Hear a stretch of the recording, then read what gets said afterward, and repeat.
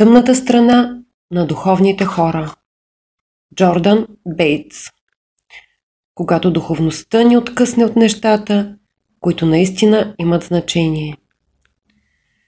Прекарах близо 3 години в четене на духовни техники и прилагането им в собствения си живот, преди да разбера, че духовността има тъмна страна. Естествено, че бях изненадан. Чувствах се предаден. Как може нещо, което изглежда толкова чисто и добро, да е вредно?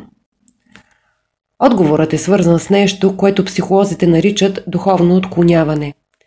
Този термин е въведен в началото на 1980 година от психолога Джон Уелут и се отнася до използването на духовни практики и вярвания, за да се избегне сблъсъка с неудобни чувства, неизлекувани рани и незадоволените основни емоционални нужди. Духовните отклонения ни карат да се оттеглим от самите себе си и околните и да се скрием зад един духовен вуал от метафизични вярвания и практики. Психотерапевтът Робърт Август Мастерс казва, че духовните отклонения не само ни отдалечават от нашата болка и трудните лични проблеми, но и от нашата собствена автентична духовност, карат ни да засядаме в метафизично състояние на неопределеност, в зона на преувеличена нежност, хубавичка и повърхностна.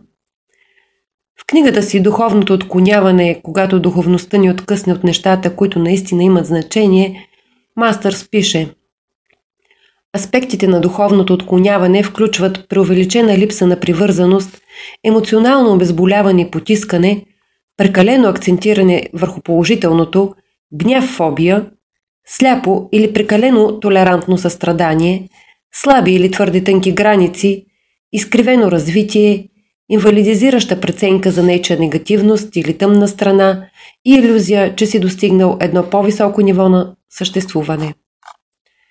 Кои са 10 скрити тенденции при духовните хора, които показват, че използват духовността като извинение да не се изправят срещу самите себе си и реалните си проблеми?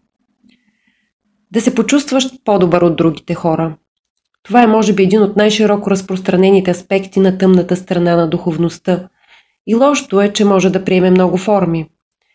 Някои хора се чувстват по-добри от другите, защото четат, например, Алън Уотс, или защото ходят на работа с колело, или защото се въздържат от гледане на телевизия, или защото са на вегетарианска диета, или защото посещават храмове, или защото практикуват йога или медитация, или защото използват канабис. Забележете, че не казвам нищо относно стойността на всички тези дейности. Обичам Алън Уотс и мисля, че медитацията е доста полезно нещо. Това, което казваме, е, че е твърде лесно да се даде възможност на нашите духовни идеи и практики да се превърнат в его-капан. Да вярваме, че сме много по-добри и по-просветени от всички онези, другите, стадото овце, само защото правим тези неща. Тази дисфункция действително потиска истинската духовност, като ни кара да се съсредоточаваме върху това колко по-значителни сме от другите хора, без изобщо да култивира чувството ни за връзка с космоса и поетичното усещане за чудото във величието на съществуването. Оправдание за поемането на отговорност. Много лесно е да приначиш значението на някои духовни мантри или идеи в оправдание за това, че си безотговорен и ненадежден.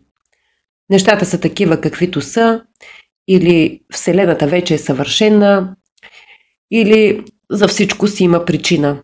Всички те могат да функционират като отлични основания никога да не правиш нищо и никога да не поставяш под въпрос нечие човешко поведение.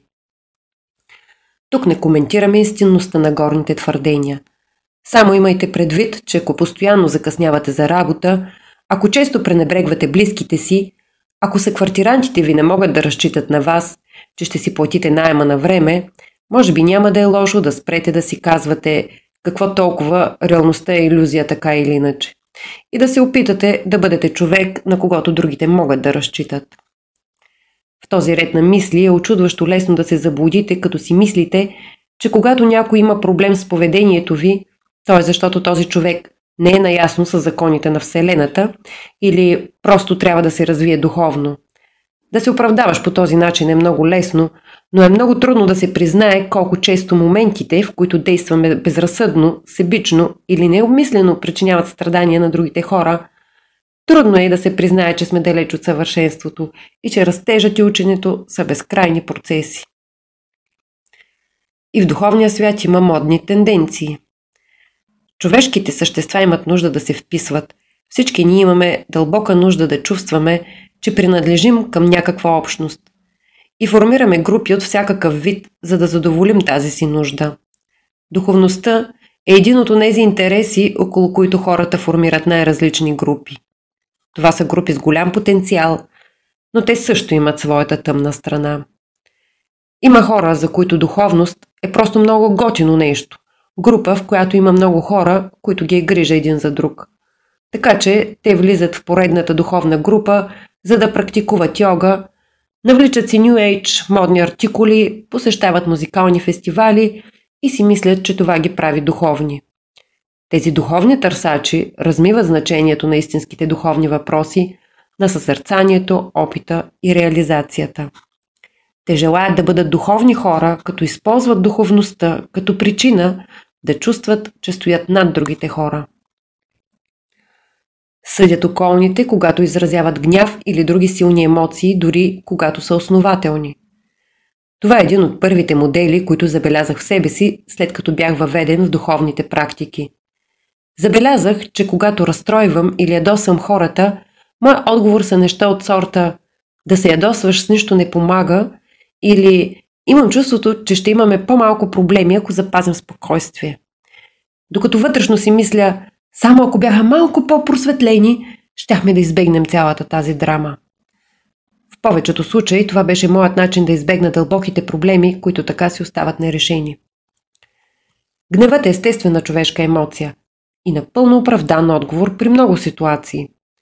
Често гневът е показател, че има сериозни проблеми, срещу които трябва да се изправим, по отношение на себе си или във връзките си с другите хора. По ирония на съдбата, много духовни хора потискат всички недуховни емоции и изкуствено увеличават духовните, като състрадание, доброта и хладнокръвие. Това води до неистинност. Ако непрекъснато се опитваш да се покажеш като спокоен, нежен, хубав и в състояние на постоянен мир, в крайна сметка накрая ще изглеждаш и ще се чувстваш като измамник. Духовността като оправдание за прекомерната употреба на наркотици. Много хора смятат, че психоделичните вещества могат да предизвикат мистични преживявания и интензивност на духовните изживявания. Някои хора приемат това твърде насериозно и го използват като начин да осъществят саморазрушителните модели, водещи до злоупотребата с наркотици.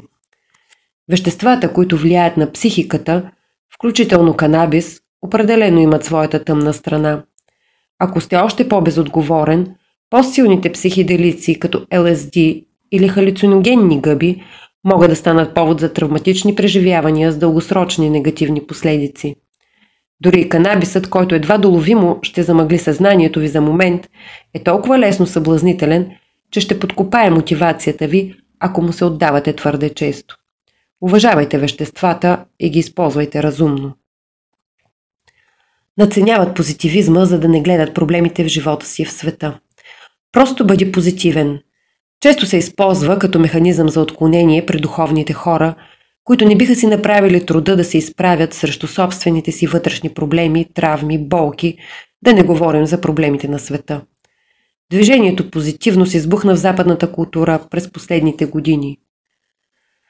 20 милиона души умират от бедност годишно на планетата. Просто стани позитивен. Намасте!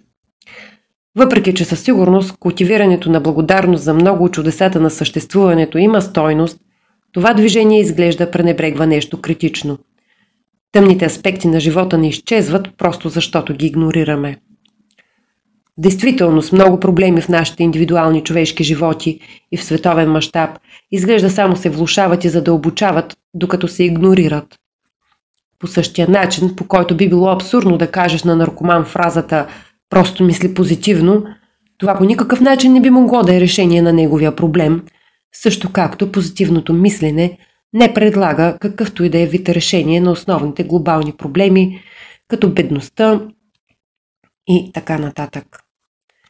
Това не означава, че сме длъжни да носим проблемите на света върху раменете си и да се чувстваме скапани от тях през цялото време. Здравословно е да се признае и имаме право да се чувстваме оптимисти от факта, че по много значими точки светът става все по-добър. Въпреки това, нужен е баланс и наред с оптимизма да се изправим срещу истинските проблеми в личния си живот, нашето общество и нашия свят. Потискат неприятните емоции, които не се вписват в духовния имидж. Няма начин аз да се чувствам депресиран, самотен или оплашен, нито разтревожен. Обичам живота твърде много, твърде съм мъдър, просветен, за да позволя това да ми се случи.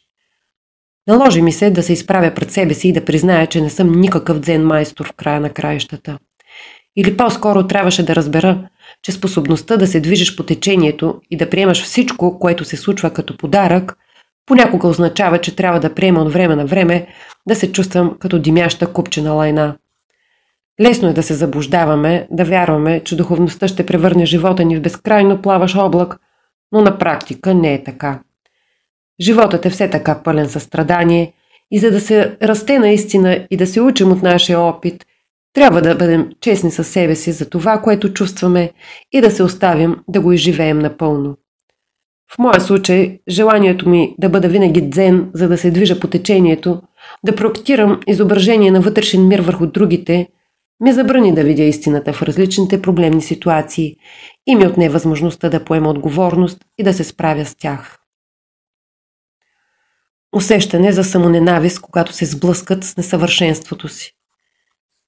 Забелязах това доста бързо в себе си.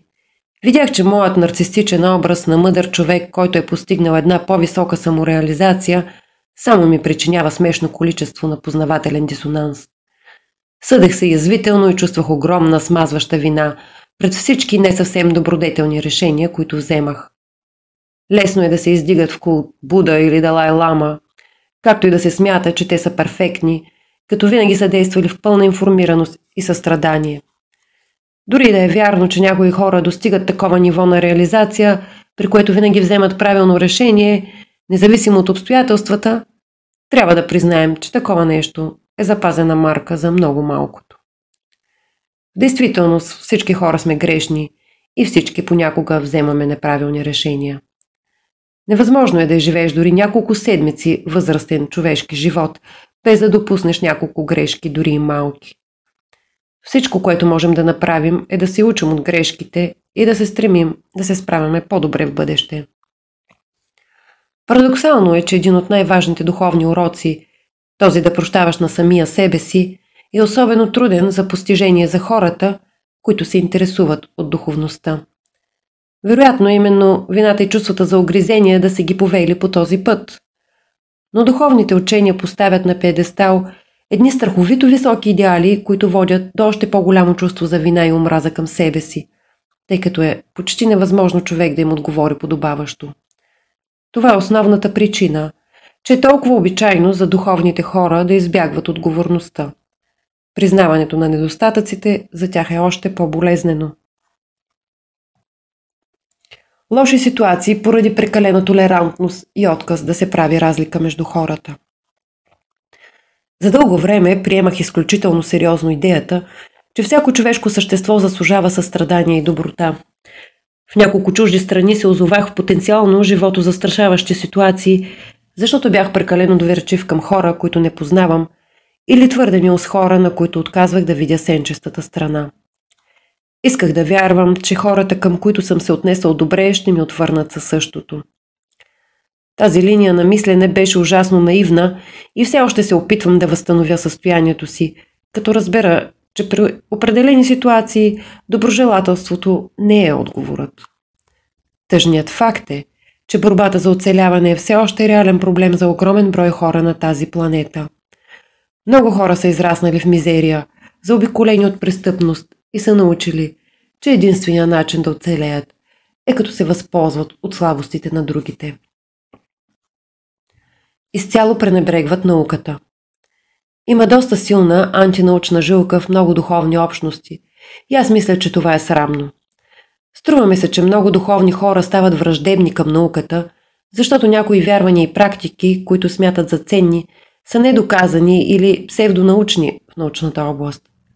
Ако една вяра или практика е недоказана, това само означава, че науката все още не е била в състояние да потвърди нейната валидност чрез повторяеми експерименти в лабораторна обстановка. Това не означава, че науката е глупост. Няма ценност и трябва да се игнорира. Научният метод е един от най-добрите инструменти, които имаме за разбирането на механизмите на видимата Вселена. Той ни позволява да открием дълбоките истини за биологичната еволюция, да наблюдаваме далечните краища в пространството, да удължим продължителността на живота си с десетилетия, да стъпим на Луната и много други неща. Когато отхвърляш това, губиш един от най-мощните обективи за разбирането на реалността.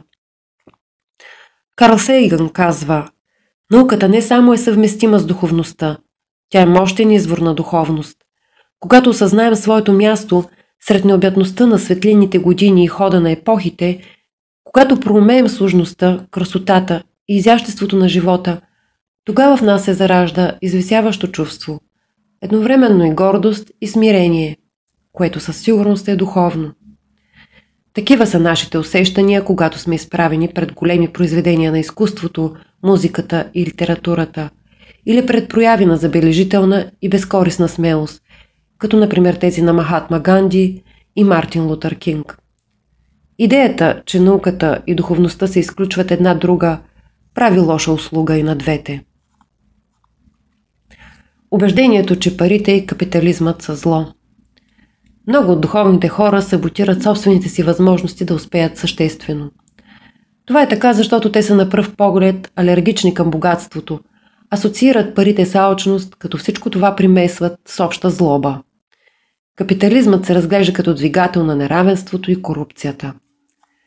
Ако сте привлечени от духовността, то някак се чувствате длъжни да се присмивате на материализма. В интерес на истината обаче, това виждане е прекалено опростено. Да, капитализмът има своите реални недостатъци, но в много отношения е за добро. Сила, която предизвиква огромен брой иновации и издърпа милиарди хора от бедността в световен мащаб. През 1820 година 94% от хората на Земята са живели в крайна бедност. До 2015 година тази цифра е спаднала до едва 9,6%. До голяма степен благодарение на икономическия растеж, катализиран от регулирания капитализъм. Освен това няма нищо по своята същност, което да не е наред с желанието да се печелят пари. Парите са невероятно средство. Действително се нуждаем от повече състрадателни хора, които притежават значително богатство и желаят да го използват ефективно и алтруистично за подобряване на света. А духовните хора, които пишат "Капитализмът е зло" в социалните мрежи, обикновено го правят от ненужно скъпите си телефони. Мисля, че различните взаимосвързани глобални духовни движения, за да бъдат максимално въздействащи и полезни, трябва да се справят със своите мрачни аспекти. Алтернативата е един вид духовна и интелектуална смърт. Състояние на постоянна стагнация, в която хората живеят в една безкрайна илюзия, че имат всички отговори и са достигнали крайната форма на човешкото същество. А в бързо променящият се свят, непрекъснатото учене е от първостепенно значение. В най-добрия случай, духовността е сила, която може да помогне на човечеството да реализира нашата обща идентичност. Като съзнателни същества, които имат екологично съзнание, чувстват връзките си с Вселената и желаят да отговорят на най-неотложните въпроси на нашето време със състрадание, изобретателност, хладнокръвие и това, което Айнщайн нарича свещено любопитство. Духовността е сила, която ни тласка към по-хармонично и устойчиво бъдеще и към създаването на един по-красив свят.